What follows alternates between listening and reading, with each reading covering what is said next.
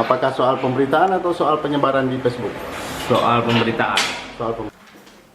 Kami tidak mempermasalahkan apa yang ditulis di mediarealitas.com itu, karena yang kami permasalahkan adalah penyebaran melalui Facebook. Membuktikan apakah salah atau benar itu. Saya beranggapan ini adalah sebuah kriminalisasi, dikriminalkan Epong.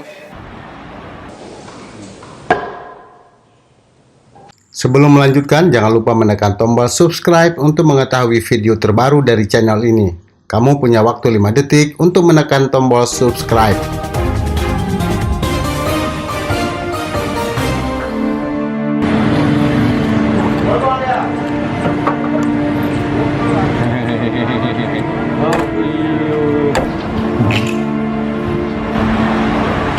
Penyebaran di Facebook. Soal pemberitaan.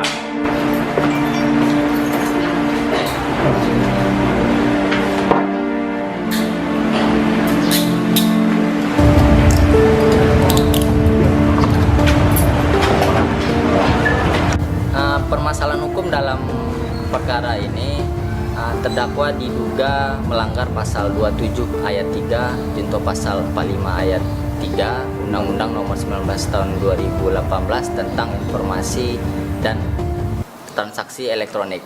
Dalam hal ini terdakwa melakukan distribusi informasi elektronik atau dokumen elektronik yang dapat diakses yang memiliki muatan penghinaan atau pencemaran nama baik. Ya. Media yang digunakan. Dalam dakwaan kami, media yang digunakan oleh terdakwa yaitu media yang sudah sangat familiar yang kita gunakan sehari-hari, yaitu media Facebook. Ya. Apa yang menjadi keberatan dari Facebook itu? Terdakwa pada awalnya mendapatkan informasi dari masyarakat bahwa adanya penyalahgunaan subsidi minyak oleh salah satu perusahaan yang ada di Biren, di mana pemilik perusahaan itu yaitu salah satu adik Bupati Biren saat ini, yaitu Haji Muklis. Kemudian terdakwa ke SPBU Pedada. Di sana terdakwa melihat adanya dump truck milik perusahaan tersebut. Kemudian setelah melihat hal tersebut, terdakwa menulis berita di mediarealitas.com dengan judul "Merasa Kebal Hukum, Adik Bupati Biren terus gunakan minyak subsidi untuk perusahaan raksasa." Setelah menulis ini, kemudian pada hari Sabtu tanggal 25 Agustus 2018 sekitar pukul 17.54 WIB itu terdakwa membagikan judul berita yang sama di media Facebook. Artinya captionnya yang dipermasalahkan. Iya, caption yang dipermasalahkan yang mengandung muatan pencemaran nama baik atau penghinaan. Merasa kebal hukum, adik Bupati Biren diduga terus gunakan minyak subsidi untuk perusahaan raksasa. Oke, kenapa jaksa tidak juga mencoba untuk mengejar isi dari pemberitaan itu? Ya, terkait Dalam dengan hal ini. karena di media Facebook tersebut itu tidak dituliskan isi rincinya. Itu hanya satu kalimat yang mengambil judul yang sama dengan apa yang dimuat di mediarealitas.com. Jadi jaksa menuntut terdakwa dengan menggunakan Undang-Undang ITE. Undang-Undang ITE pasal 45 ayat 3 junto pasal 27 ayat 3 dan juga dakwaan kedua pasal 45A ayat 1 junto pasal 28 ayat 1 Undang-Undang ITE. Cuman kami beranggapan ini adalah sengketa pers yang harus diselesaikan oleh pers atau dewan pers, media, bukan langsung melibatkan terdakwa ke dalam perkara Undang-Undang ITE. Karena apapun yang di-share oleh terdakwa ke dalam Facebook pribadinya adalah hasil dan produk daripada media.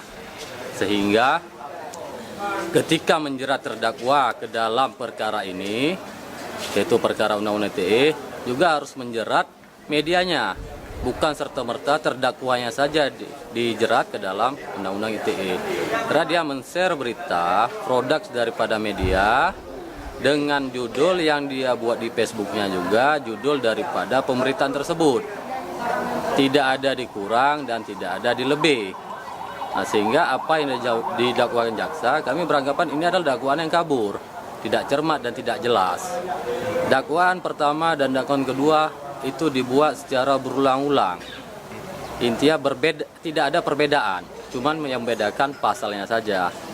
Yang kedua, kenapa kami katakan kabur? Karena tidak menjerat daripada media tersebut, tidak mengkaitkan media tersebut ke dalam perkara ini. Jadi terdakwa tunggal. Kami tidak mempermasalahkan berita yang ditulis di media realitas.com itu.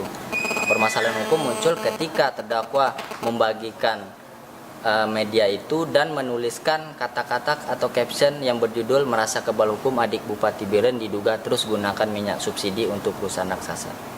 Soal pemberitaan Soal pemberitaan. Nggak ada kaitan dengan penyebaran tersebut. tidak ada. Katanya pemberitaannya hoak gitu kan. Jadi kita bisa membuktikan bahwa berita itu benar dan ada saksi sumber yang siap jadikan saksi. Siap. Saya beranggapan ini adalah sebuah kriminalisasi. Dikriminalkan Epong terhadap perkara ini. Seharusnya harus diselesaikan dulu dengan persnya, dengan Dewan Pers. Atau kalau memang korban merasa dirugikan terhadap pemberitaan dan status Facebook tersebut yang telah di-share, korban kan punya hak jawab atau hak tolak. Tapi hak jawab atau hak tolak ini tidak dipergunakan oleh korban. Korban langsung melaporkan saudara Epong kepada kepolisian. Dan saksi Haji Muklis selaku pelapor sampai saat ini tidak menarik aduannya tersebut. Mediasi mungkin bisa dilakukan apabila saksi Haji Muklis itu mungkin mencabut laporannya. Kami sebagai penuntut umum hanya menjalankan tugas melakukan penuntutan.